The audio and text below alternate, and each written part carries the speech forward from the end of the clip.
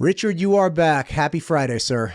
Happy Friday, and it's good to be back. It's great to have you back. It's good to be back because I'm getting a lot of feedback on our past podcasts, and especially about electricity.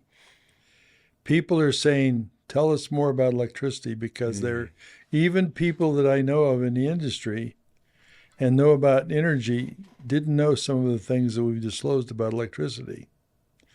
So they're saying, what about electricity and why nuclear? So here we are. what I'd like to do is I'd like to talk about electricity and why nuclear. It sort of was on the agenda for today, but not as much emphasis as I'm going to make today. And the reason being is because I've been aware of the nuclear industry since 1963. I've been aware of the utility industry since 1962. By being aware, I mean not a casual observer. So if you go back to 1962, and so we're talking about, what are we talking about? We're talking about 60 years ago. Okay? 60 plus years ago. The senior management in utilities, board of directors, senior management, they came from the utility industry, the financial industry, and everything else. And the intent was to provide electricity that was secure, electricity that was available 24 hours a day, and it was for a reasonable cost. That has all changed.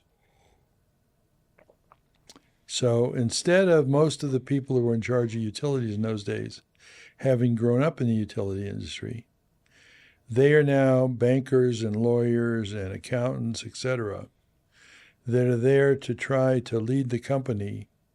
First of all, they have to make a profit. So that's number one. Number two, or maybe even really number one, is leading it through the maze of public policy, laws, rules, and regulations. It doesn't stop there, because they have some outside organizations that they have to put up with, such as the NERC and FERC, and they have to put up with the state public utilities commissions, which are a big thing, because the state public utilities commission lets them put in the rate base things. In other words, they go to the public utilities commissions and they say, I'd like to put this in the rate base. And the Public Utility Commission says yes or no. So that has a direct impact upon their revenue to be able to both operate and satisfy their shareholders. Okay. So essentially what it sounds like is that as you started paying attention in the 60s, there was a real pragmatic person first, supply first mentality, which is, hey, how do we generate power safe, reliable, cost effective, and move on? And great, get after that.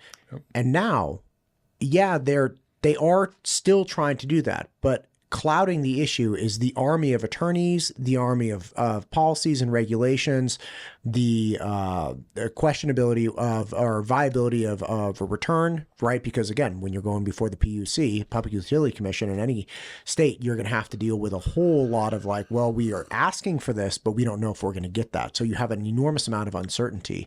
And then, of course, combating all of the, large social movements that, there's one right now. There's I have seen the number of articles I've seen that are designed to go after public utility commissions and go after energy production companies, either generation or distribution, right? Because those aren't always the same thing. The number of articles on a national scale that are just lambasting and vilifying every party involved for trying to bring power to data centers and trying to convince the American populace, overwhelmingly, without question, without detail, without nuance, that they're getting screwed over by corporate America and they have to stop all this. And every time I see these articles, I'm like, okay, what is it that you're really trying to do?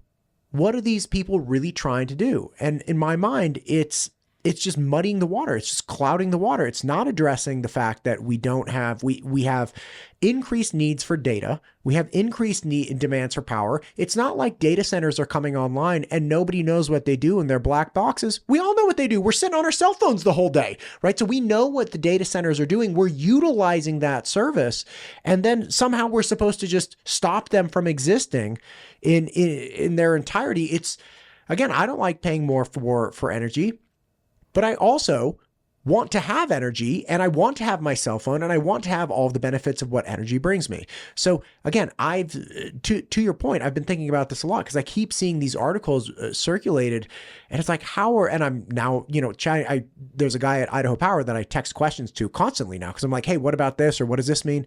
And just seeing the behind the curtain view of what the utility system is going through, trying to consistently supply power and service people in the manner in line with its charter, it almost seems impossible. Well, so I don't know who we started out with, but we have anti-nukes. Hang on a sec here. Let me get this a little bit closer. You're sitting back there today. Get comfortable. Oh. There you go. So we had anti-nuclear people. We have anti-coal people. We have anti-oil people. We have anti-hydro people, we have anti-natural gas people, and we have anti-corporate people. And we actually have now anti-power people. They literally don't care where the energy is coming from. They don't want it used for data centers.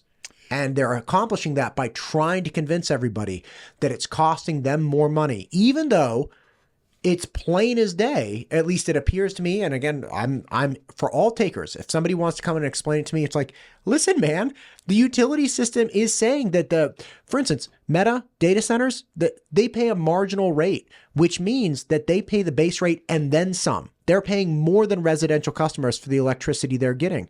Right. They're like, the transmission lines, they're like, well, the transmission lines are socialized across all customers, the residential and industry. Yeah, but the profits that you get from those transmission lines as well, when you're buying and selling power at a favorable exchange, those are also socialized. So these are transmission mechanisms that benefit all parties. And so again, to your point, you have all of these anti-coal, anti-nuclear, environmentalists worried about anti-wind, it's like all of these things. And then it's just come down to anti-power utilization. Now, add on to that we have our adversaries that are working full-time against us to be able to interrupt the power supplies when they want to. China, Iran, North Korea, Russia. They're agents and spies and proxies here in the United States already. They're doing everything they can to prepare for, and they're testing us to see how to shut down our electrical supply. And at the same time, since 9/11, when it was so well defined that our electrical system was not protected, we still haven't protected our electrical system.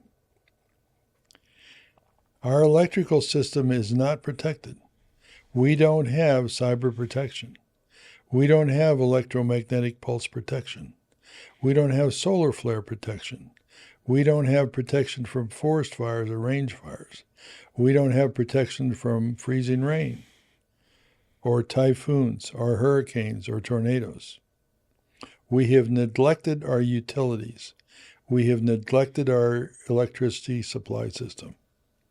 And yet I've heard, starting in 1969, when I attended a meeting in New York about the North American grid, I listened to all these people from the utility industry.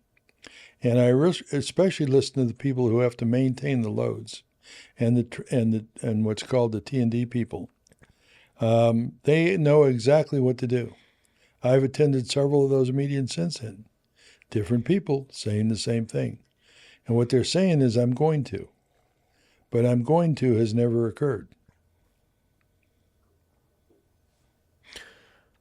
What do we have in front of us here? Okay, today I'd like to talk a little bit more in detail about electricity. There are 31 different sources of energy, basic energy, to produce electricity. And the ones that really make a difference are only a few. and they produce the majority of our energy. Natural gas produces the most, followed by coal, followed by wind, nuclear, hydro, and solar. And they depend upon something else. They just don't stand alone on a day-to-day basis. In the case of coal, you have to have coal trains show up.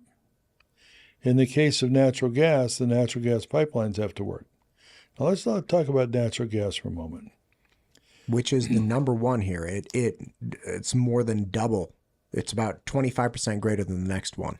Right, and also natural gas, people need natural gas to heat their homes. So natural gas is really important. So between natural gas and coal, that makes up 56% of major fuel types. But let's go back just to natural gas for a moment. Sure. 1993, there was something called the FERC 636 unbundling rule. And what it really was is the major oil and gas companies went to Congress and they wanted to have this rule. The reason they wanted to have this rule was because it would divorce gas gathering systems from the wells, from the transmission lines. Because those major utilities, or those major oil and gas companies that owned the wells were a lot of wells were no longer producing. In other words, the pressure on the reservoir was not inadequate to pump up the natural gas and oil. So they wanted to get out from under that. A lot of it was driven by Texas. And I'm sorry, you're saying this rule in 93 attempted to separate the pumping from the transmission? Well, pumping is part of both. Okay. But what it separated was the oil and gas wells from the transmission lines around the country. And separated them geographically, like we don't want these. Separated them legally. Oh, gotcha. Okay. So because what the majors wanted to do was they wanted to get out from under having to pay the closure costs. What's a closure cost? Oh, so when you no longer have... When you no longer use a well, you have to close it. Gotcha. Well, they have people out there that work these for them in the fields. Some of them call them landsmen. Some of them call them something else. What happened was these are the guys that really know how to get gas out of the reservoirs. So what the oil and gas industry, what the natural gas industry had at the time was these very large compressor stations that took the gas out of the ground because the gas had a pressure on it and it would come up by itself. And they would then compress the natural gas and it would go into the transmission lines and go around the country. My apologies. I thought you were saying transmission lines as in the electrical lines. No. And I was, okay, so you're talking about literally pipelines that are moving natural gas, compressed natural gas or oil. Yeah, these are pipelines. Okay, great. These are pipelines that the transmission lines go to areas and they break it down just the same as the electrical does.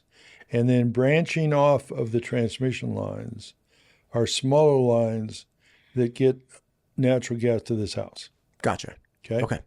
So they're both exactly the same. One's transmission and then one's distribution, right? Yeah, that's right. One is electricity and one is natural gas. Gotcha. So that was taking place. So lo and behold, these guys who were working the fields knew that if you got rid of that big gas compressor and you put more smaller compressors on some of the wells, that you would be able to get out a lot more natural gas. So at least 8 companies that I know of were born between New Mexico, Texas, Oklahoma, and Louisiana. And these were the guys that had worked the fields for years. And now they had new companies. They were same reservoir, same gas, but they're now moving this gas. So that was start of many changes in the industry. There was a guy in Texas. He's passed away now. A multi-billionaire in natural gas. And I happened to be down there, and I was invited to a luncheon that he held. There was about 12 of us at lunch. And he said, because of the FERC 636 unbundling rule, that they were now going to be able to put as many pipelines in place as they wanted to ship natural gas to California because the demand was so high. Well, what most people didn't know about him, some people did, I did. He had just bought a company up in Colorado.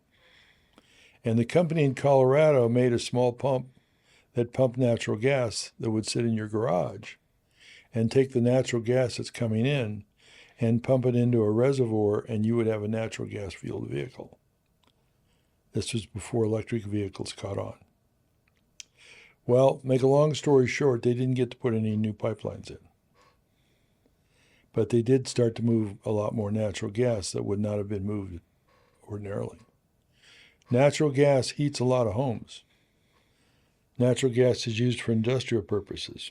Natural gas is used to make a lot of other products. As a matter of fact, if you take the fossil fuels, meaning crude oil and natural gas, they make tens of thousands of products. And we need natural gas and crude oil to keep making those products. We should not be burning natural gas the way we do.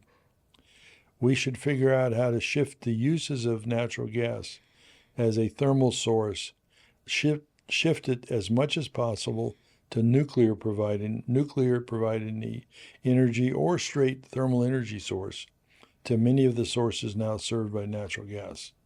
Natural gas is far too valuable to keep burning it the way we do.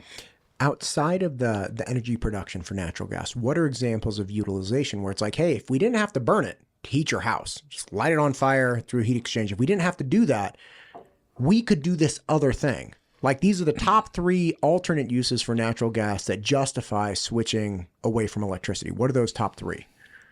Thanks for asking. They're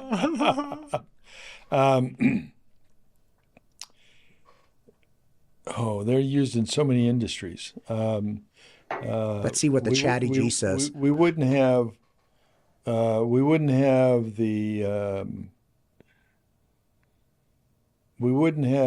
the industry that we have for personal care products. We wouldn't have parachutes. We wouldn't have parachutes. Wouldn't have parachutes. We wouldn't have things like, it's not coming to me now. But there's so many uses for natural gas, thousands of uses, and crude oil.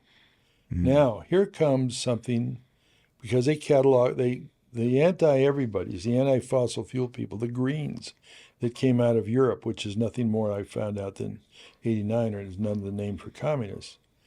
They're against fossil fuels, which includes coal. Well, guess what?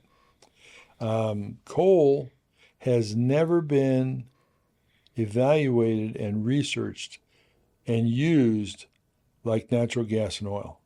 Well, I can tell you right now, here's one for you. Feedstock industry uses it: fertilizer production, ammonia and urea, petrochemical feedstock, methanol, chemical manufacturing. You also have hydrogen production, plastic and synthetic materials. These are all utilizations, alternate utilizations for natural gas outside of energy production. That's pretty wild.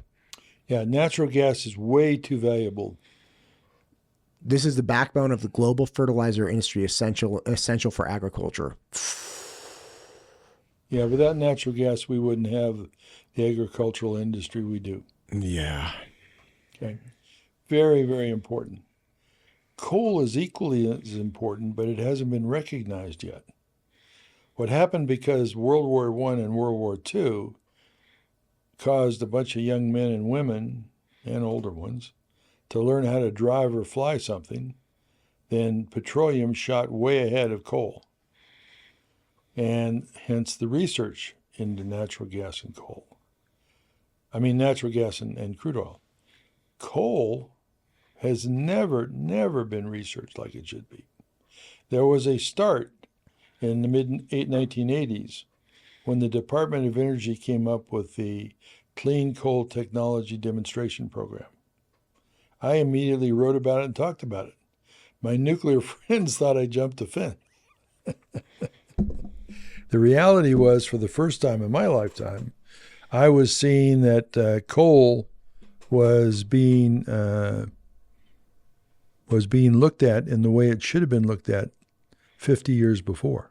Mm. We still haven't done it.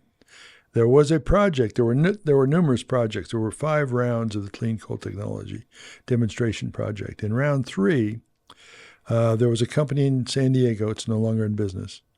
That had something that I knew the inventor. He was a world-renowned nuclear physicist. And he called me one day. He said, "Can you come down for a cup of coffee?" Well, it's about nuclear, right? So before I'm in his presence, I want to be thinking about what he's going to talk about. So I asked him, "What's the subject?" And he said, "Coal."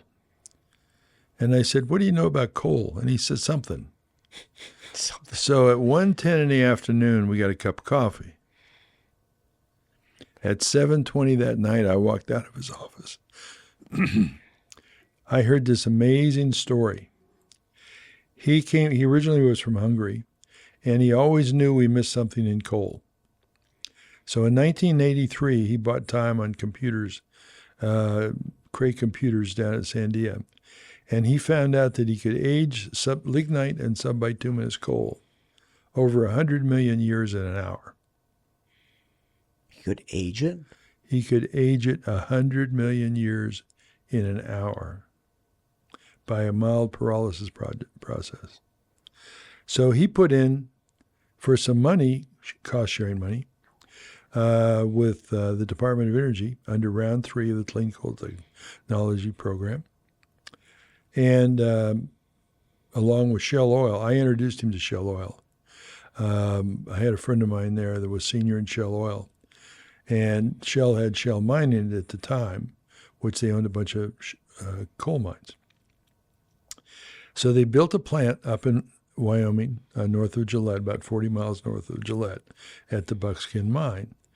And the plant worked. Well, the coal was in demand right away because it was so much cleaner and had a much higher heat value than the other coal that came out of the Powder River Basin.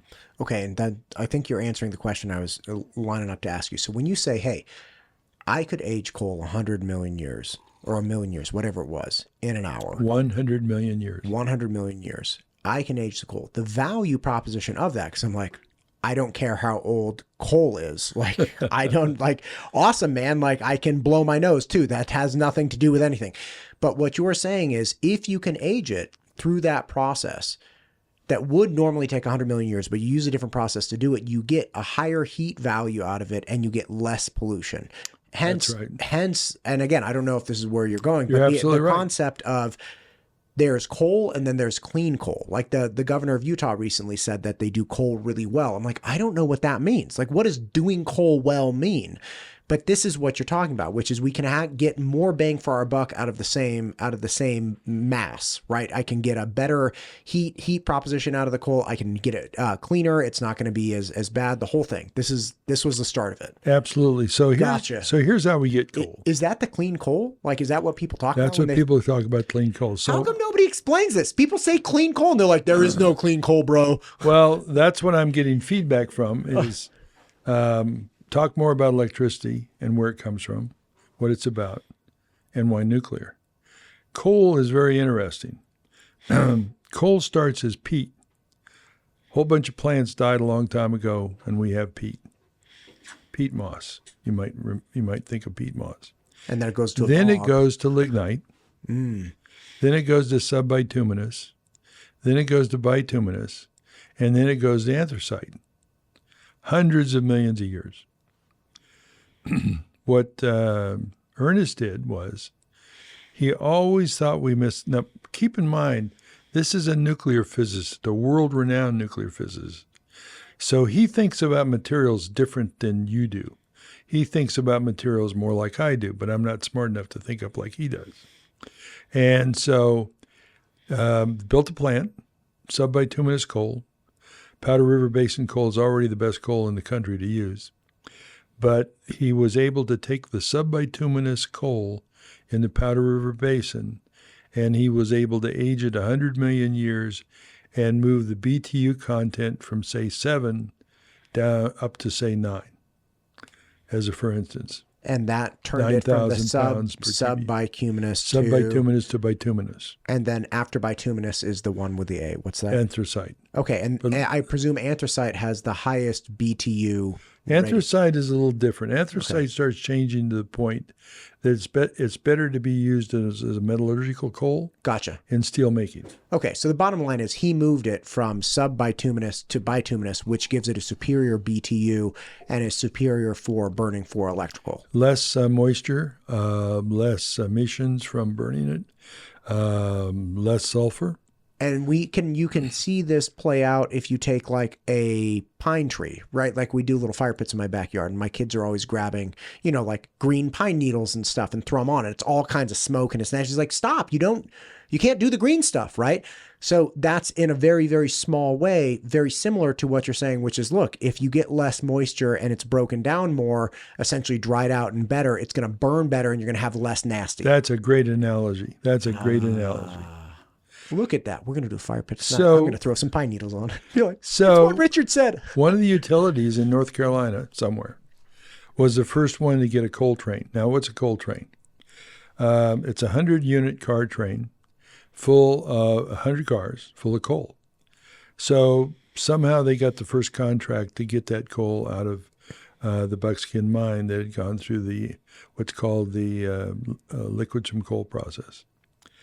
They get it, start burning it. They call them up and said, we'll take every ton you can produce. It was a small plant, 1,000 tons per day. And they said, we will take it all. Well, what Ernest and his people wanted to do, they wanted to spread it around to get other people's views in other types of boilers, because not all boilers condition their coal the same way to be burned in the boilers. So the Department of Energy really, really lost a bubble and did not continue that program. And coal, by that time, coal was starting to get a bad name. Why was it starting to get a bad name? Was because it was starting to be very successful. And the anti-coal people, the anti-everybody people, saw that coal is now being looked at as a better source of energy. And they couldn't let that happen. So in the 90s, we started seeing the downturn and the pressure on coal. And then along comes Al Gore as vice president, and he wrote this book and did a lot of talks against coal and fossil fuels. So that was the starting of the downturn of coal. We need to revisit coal. We need to research coal, because here's something that nobody knows. Maybe only 3 or 4 or 5 of us in the world know. Ernest and a friend of his, who held a lot of patents in petroleum processes, his friend sent 2 samples of what's called the CDL, the coal-derived liquids, to friends of his who owned their own research laboratory, not public, their own. He sent them. They didn't know that each was getting a sample, so he sends them this sample of coal-derived liquid. They come back with what's in the coal-derived liquid. And not only do they come back with it, but they tell us in the report what it's worth in dollars per pound. It was worth $2 a pound in 1992. That makes that coal-derived liquid worth more than the coal. Now, in that coal-derived liquid is a big, long list of things that are in there. That's why I say we truly missed the bet. The DOE made a mistake. They did not continue that clean coal development program.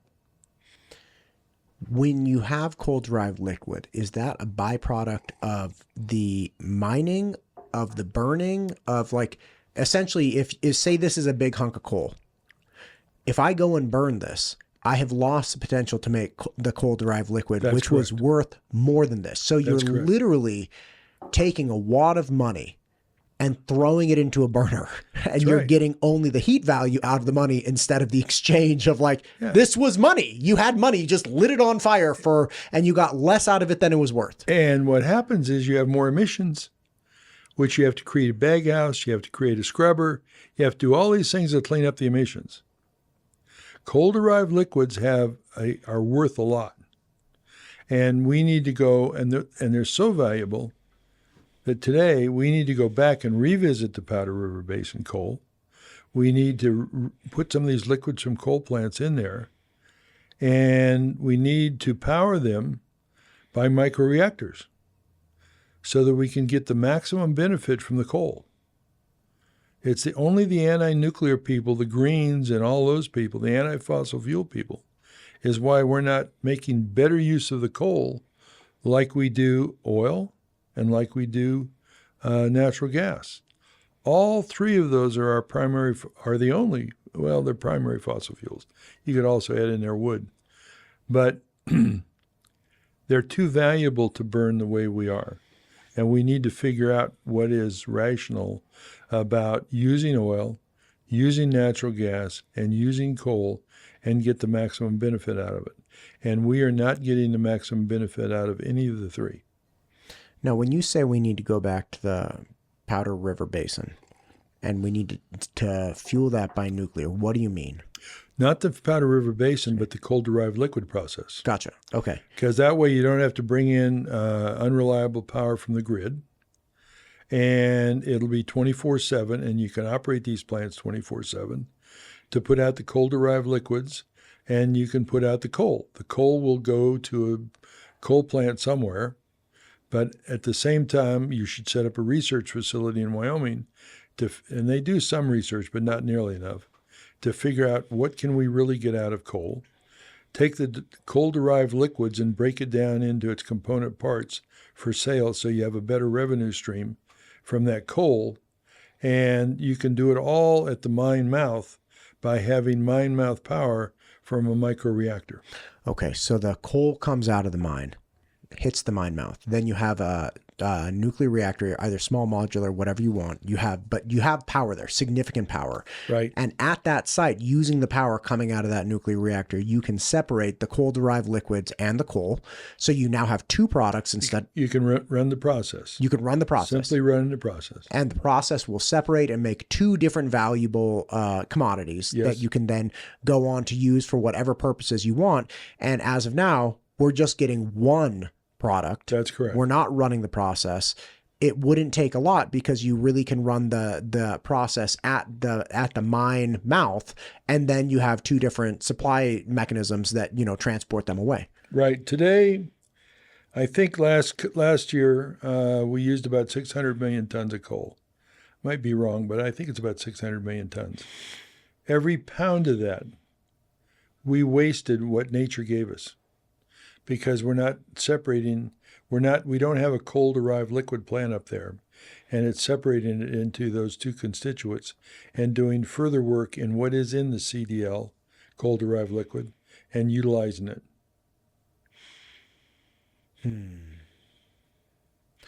So this is another aspect of nuclear not just providing baseload energy that we all understand, but nuclear being a solution for stretching existing resources farther. That's correct. And having better products on, in our boilers and for utilization.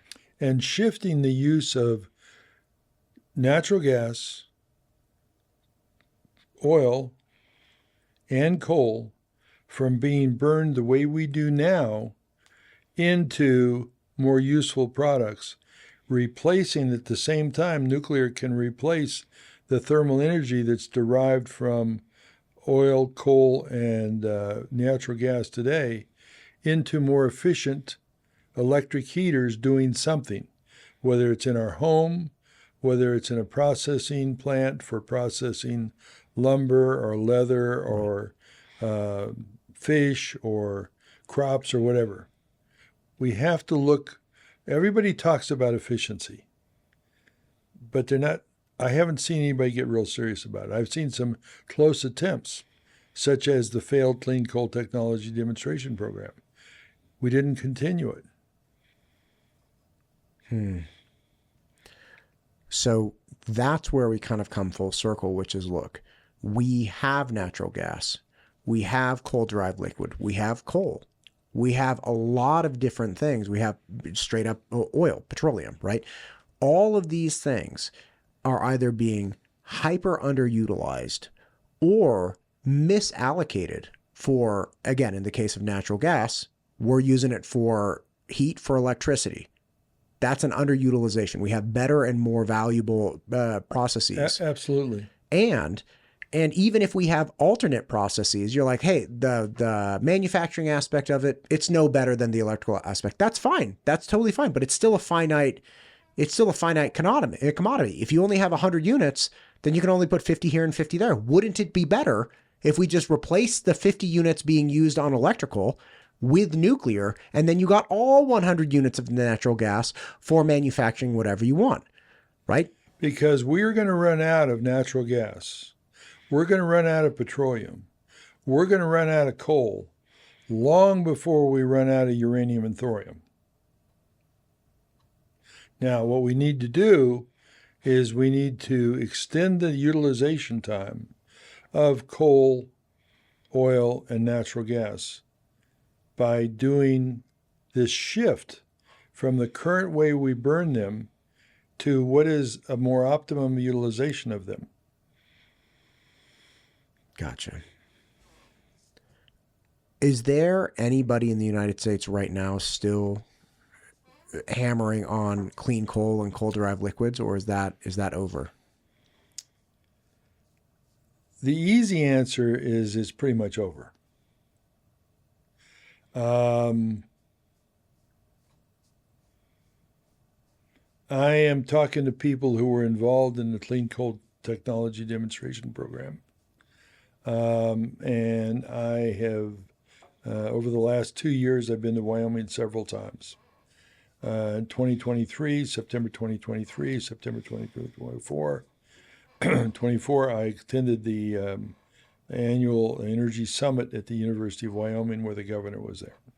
Grab the mic, man. You keep running away from And it. I There am, you go. and I am talking to them about resurrecting the Clean Coal Technology Demonstration Program, better focused. Take what we learned during those 5 rounds of the Clean Coal Technology Demonstration Program. Take the good out of it, what we do know, focus on the coal-derived liquids, and let's start getting everything out of coal we can instead of burning it. I don't know why it's taken me so long to put this all together. I cut down this Monterey pine years ago. It had these 2 big leaning Monterey pines, and I was excited. I'm like, oh my gosh, we're gonna have like all this firewood. It's gonna be fantastic. And I asked the arborist, I can't remember his name, but I was like, hey man, can you cut this up? Could you essentially leave us rounds or split it or help us or something? He's like, you don't want to do that. I'm like, why not? He's like, it's all oily. I'm like, Yeah. what does that matter? He's like, you're going to die from smoke. Right. And of course I do what I always do, which is I didn't listen to him at all. I know. And we like the smell of smoke. Like, it's great. When we're burning wood, we like that smell. Oh my gosh. So I attempt to burn some of the Monterey pine. And, I waited diligently, like, I don't know, a week. It's like, so it could dry out. And sure as hell, it's like, look, it's wood. And in my stupid head, I'm like, this is wood. This should burn. It should be fine. It should create good heat. It should burn easily. It shouldn't be a problem. And of course, it doesn't create a lot of great flame. It's smoking like all hell. I don't know how it got in cahoots with the wind, because every time I moved my seat, it would follow me. I was like, what in God's name is going on? But that's burning biomass, and coal at its heart is just old biomass. And so the idea that there's Aged biomass. right, aged, older, Yeah. I don't want to be an ageist, but the point is, it's like, look, of course you're going to have different stages of breakdown. This is why when you cut down a proper tree, like an oak tree or something, if you want to burn that, you can, whatever. But you have different types of wood at different aging processes that burn different ways. Some burn faster, some burn smokier, some light easier. Coal is a similar thing. That you're going to have different levels of pour output. You're going to have different thermal properties to it. I don't know why it's taken me so long to understand this. Like, that makes perfect sense to me. And the fact that we would be burning it in a suboptimal manner and wasting potentially positive byproducts, that's just, I just found out about that half an hour ago. That seems crazy. So we've talked about the management issue has shifted from people who grew up in the industry of producing electricity to now people who are trying to keep their head above water in dealing with public policy. And also the anti-coal people, anti-nuclear people, anti-natural gas, and anti-everybody's. We've talked about oil, we've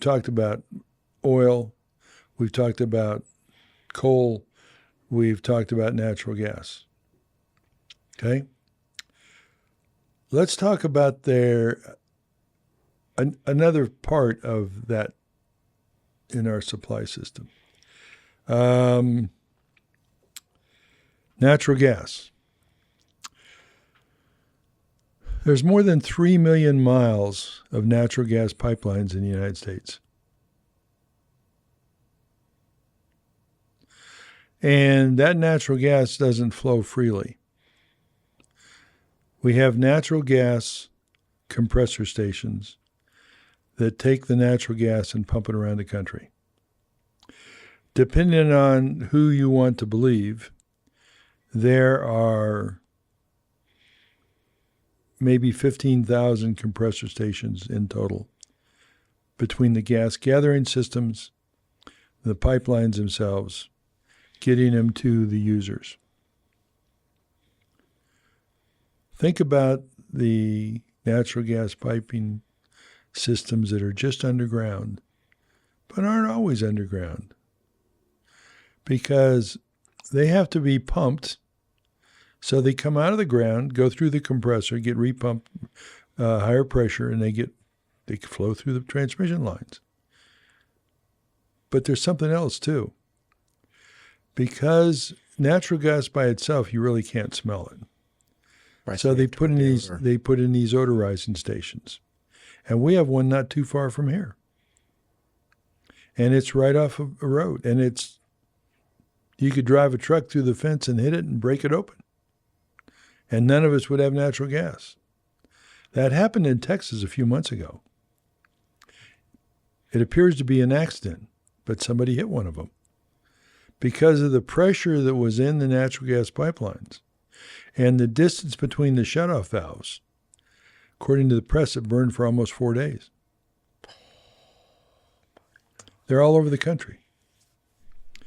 So it places our natural gas system at risk. It's a vulnerability. Not only that, but as I said in one of our previous episodes, if I was going to shut off California, I would just simply go out in the desert, because the pipelines are marked, dig down a few feet, put a shaped charge on there to all the natural gas pipelines going into California and have them go off at the same time. Most of your electricity would be shut off in California. So that's a big vulnerability for natural gas. How do we protect those pipelines? We don't. Let's talk about coal. And when you say we don't, the emphasis is the enormity of the task, the 3 million miles of pipeline. There is no way to harden a 3 million mile system in any kind of reasonable time frame. I don't know what reasonable time frame is, but I do know there are ways of doing a better job of it, but it's costly. But the natural gas people will have to go to the Public Utilities Commission and say, we'd like to spend money on these new security systems.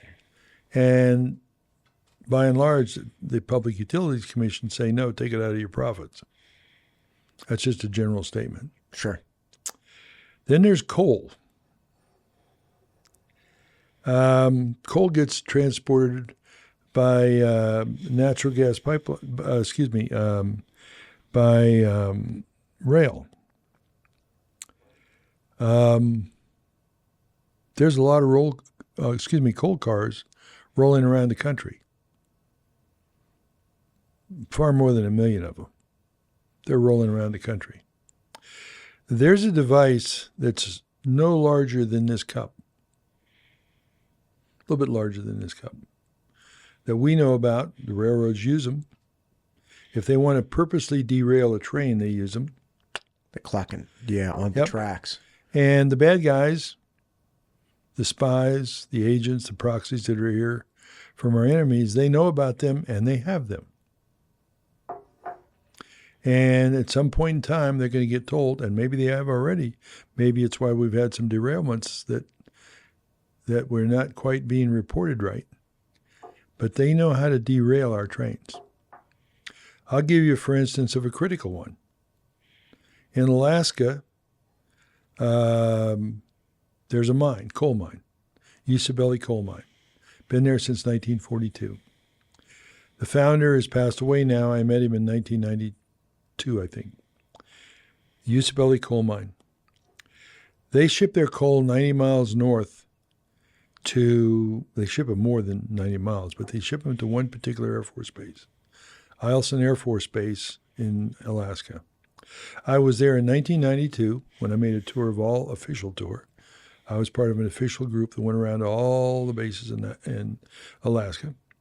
I was there in October of 2022 by invitation. They wanted to look at putting a nuclear power plant there. So I listened as the base commander told us that they were the tip of the spear with their F-53 F-35 aircraft against Russia, China, and North Korea. It's not quite the whole story. What he didn't tell us was about the refueling that must take place to go to those distances to get to China, to get to Russia, to get to North Korea. But he was so proud of talking about they're the tip of the spear for the United States. He also didn't talk about their coal plant that's there. Same coal plant that was there in 1992. It requires 5 coal cars a day to arrive there to provide the coal to keep that power plant running from 90 miles away. How many opportunities from 90 miles away are there for bad guys to put something like this on a rail and derail the cars? A lot. But nationwide, it's an issue. Not just there. I just bring that up is because in my mind, it's one of the most critical ones in the United States, not being addressed. Yeah, well, again, if you're positioning yourself as the tip of the spear for the United States, 90 miles is a long time. Yeah. And these devices are just like little, essentially clamp mount things that go They on are. the track, right? There's a bolt on one. They fit together. You bolt them over there. You bolt them over there, and when the wheel hits it, it knocks it off. It knocks it off sideways, off the rails. Man, yeah. So again, talking about fragility of the system, 3 million miles of natural gas pipeline. Mm-hmm. That's easy to get after.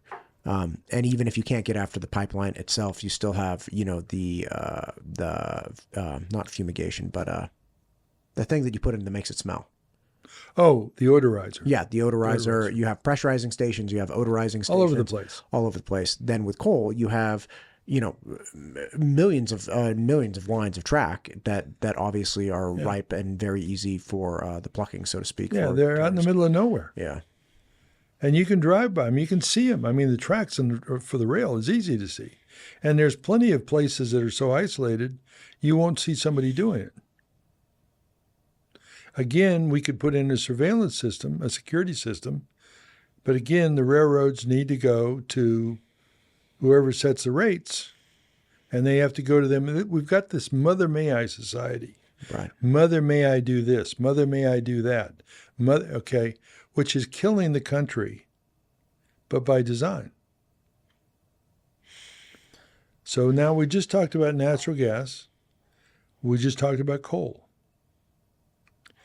Let's talk about electricity. Now, the other day I misquoted myself because I've got, over the years, you've developed these numbers that other people come up with that sometimes are right, sometimes are wrong, and sometimes they get in my head. And sometimes I go back and verify them and find out that the number wasn't right. Electricity. Just like natural gas, we have transmission lines. We have the North American grid. And then off the grid, we have these distribution systems off the grid that bring electricity to this house. The grid is immense.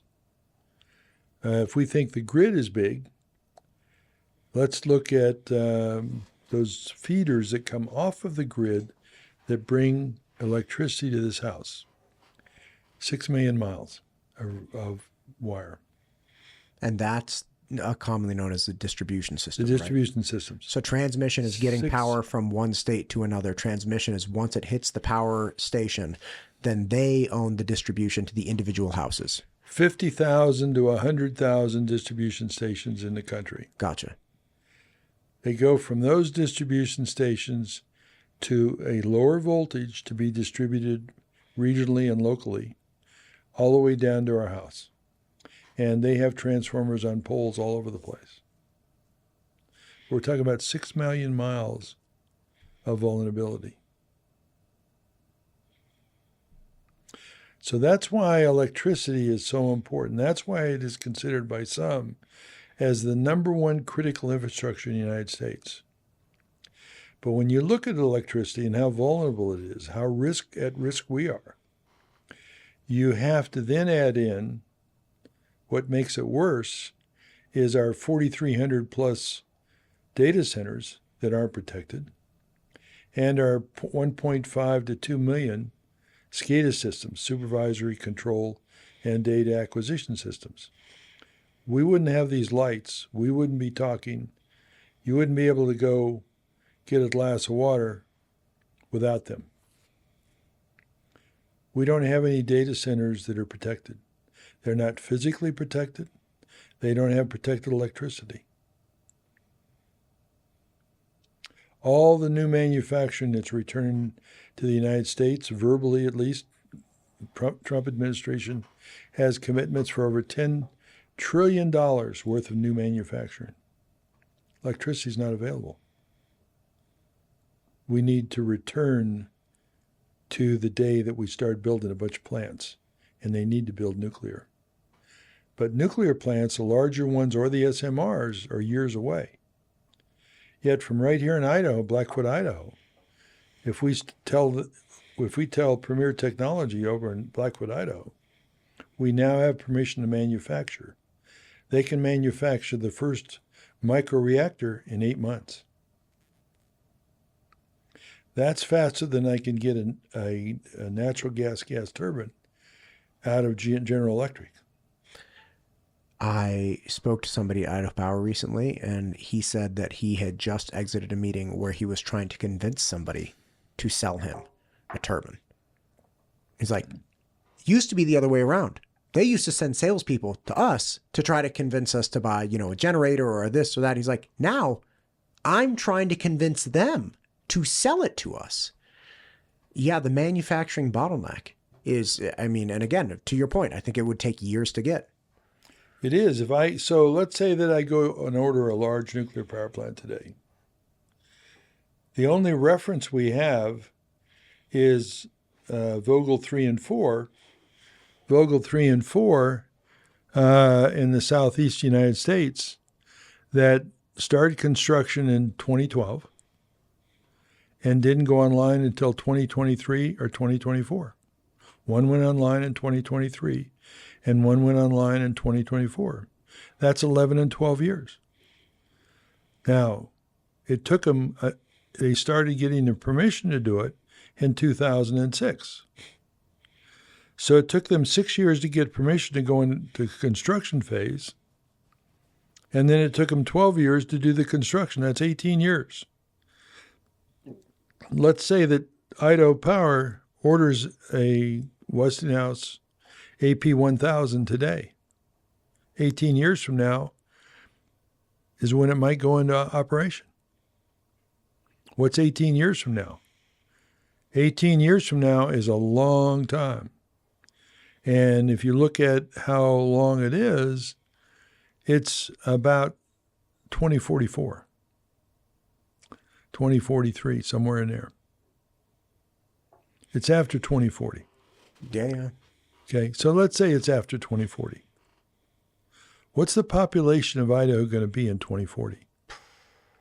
What is the opportunities that are going to be missed in Idaho by 2040? We've already missed opportunities here in Idaho since the 1995 Bat Settlement Agreement was put in place. Idaho could have a lot more people working and could have a ton of nuclear power in Idaho starting in 1953 or even since the 1995 Bat Settlement Agreement. But we don't have nuclear in Idaho.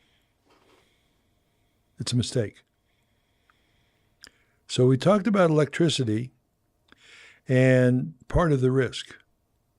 The risk goes way beyond that. Our adversaries are hitting us with cyber attacks every day. They're getting inside our infrastructure and they're testing it. They are also physically shooting at our infrastructure for electricity and testing it that way. With like a 22 or something? Well, like a 30-06. Really? So the transformers are full of oil. And the oil cools the transformers. So there was a famous one which got a lot of publicity. It's not been talked about enough, that happened near San Jose, California. That was an extremely well-planned operation. I have read everything there is to read on it, including confidential notes that have been made on it. Very well planned, very well executed. And they got away with shooting up this transformer system near San Jose. We have 50 to 100,000 of them around the country. Now, starting right after 9/11, we told the utilities, you better start putting hardened fences around them. That was in 2001. 2013, that station that's near San Jose didn't have one. They're starting to put them in there. The other thing we told them is, you guys know that the transformers need to be cooled. The oil needs to be cooled. They are designed to have air flowing over them. They're putting up these brick, and we told them, if you're going to build walls that will withstand the bullets, you have to have big louvers in these walls to allow the wind to pass through. They're not doing that. They're just building solid walls. So it's going to shorten the life of transformers because they're going to get to be too hot. Then, on top of that, we've been buying a lot of transformers from China. And we now know, and have known for a number of years, and haven't acted on it properly, that the Chinese put in back doors to be able to disrupt or turn off our transformers anytime they want. So there's another risk and vulnerability to our electrical system. Hence the microgrid. Hence the microgrid. The North American grid needs to be broken up into more manageable microgrids. Those microgrids need to be broken up into far better managed and secured microgrids, such as something I've been working on since 2019, since 2018. Securing all our military bases, 800 military bases. And the plan was presented to a few civilian federal employees in the Department of Defense in December of 2019. They turned it down because the microreactor was over 105 inches tall. Can they produce any power plant smaller than 105 inches? Well, the 105 inches was a limitation, an artificial limitation they put on it, so that it'd go back in, fit in a cargo aircraft. But that has nothing to do with protecting our bases. And yet these few civilians in the Department of Defense got away with that. And the reason our military bases are not protected today, because they all could be protected today, is because those few civilians turned it down. Man, that's wild. Well, Richard, natural gas, 3 million miles of pipeline. Coal, millions of miles of track, easily destroyed. The distribution, 6 million miles of distribution from the actual power load surfacing areas to homes. Transformers easily popped off. Ineffective utilization of natural resources, including coal, overpollution, no coal-derived liquids, nuclear. Nuclear is the answer. Nuclear is the one answer. Many people don't want to hear that. They don't like it.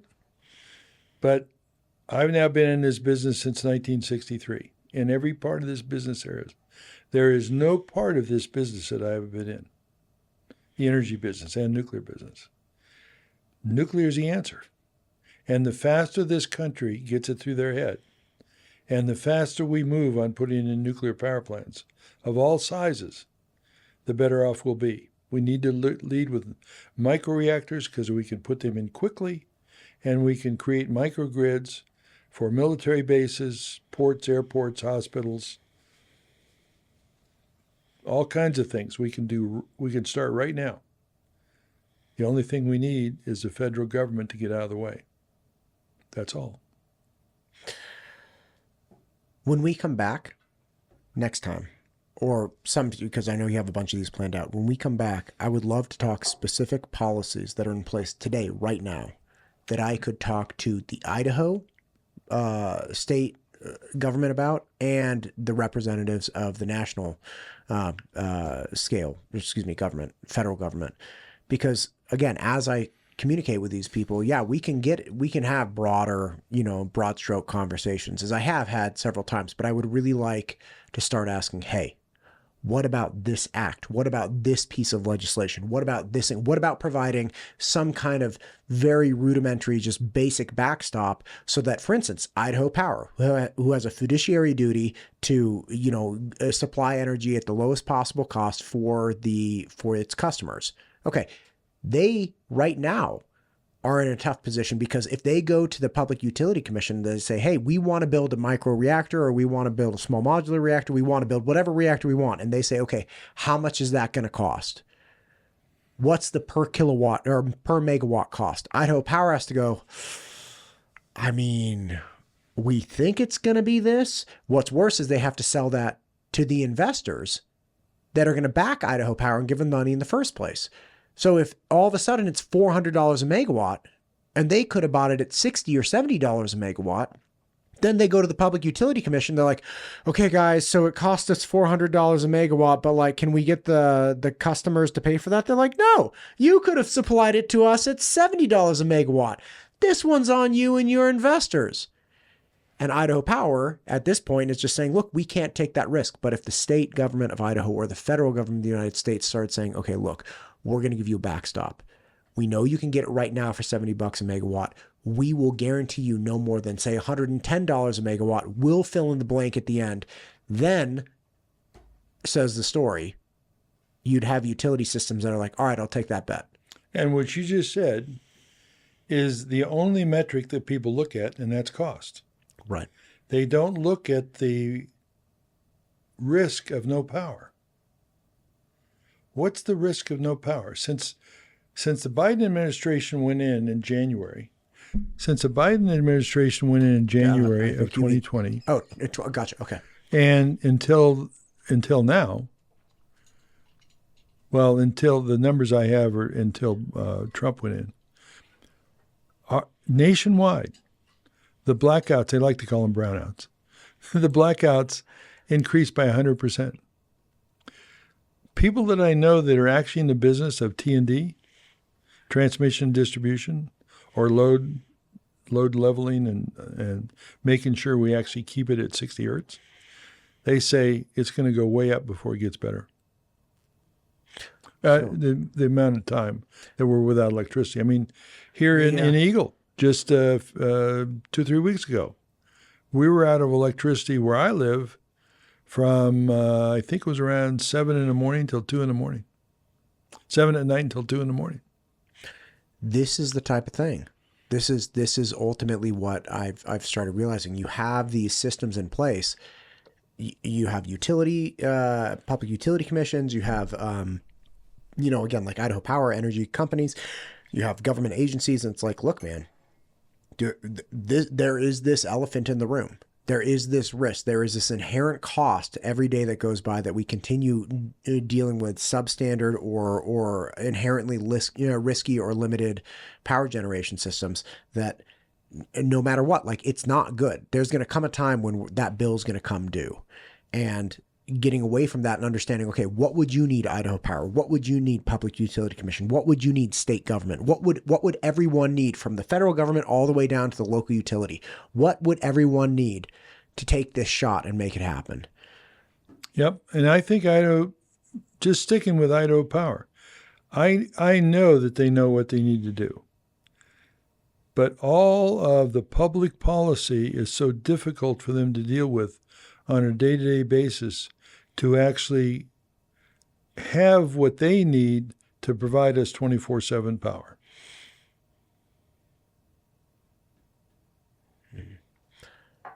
Richard, episode 8 in the bag, my guy. Thank you for coming. I'm excited for what episode 9 has to hold. I never know. You come in here and you have like a piece of paper. You're like, we're talking about this today. I'm like, ah. Well, I'm getting feedback on what we're doing. Good. And when smart people call me up, yeah, they like it. I know they're going to like it because we're telling the truth. But when they start saying, well, what about this, and what about this, and what about this, and what about this? Can you go deeper into this? And overwhelmingly, they said, please go deeper into electricity. Well, awesome. We'll do it again next week. Thank you for coming. We'll make it My pleasure. Make it keep happening. My pleasure. Done. God bless it. That was one hell of an episode. Well, it's they